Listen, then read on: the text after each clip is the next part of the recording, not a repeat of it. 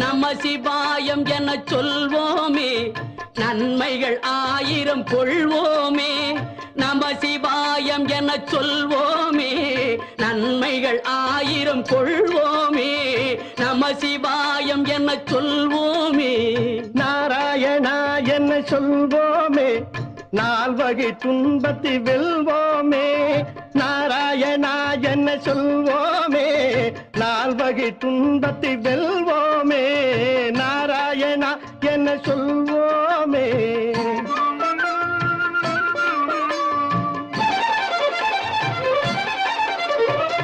வெள்ளிப்பனிமலையில் அமர்ந்திருப்பா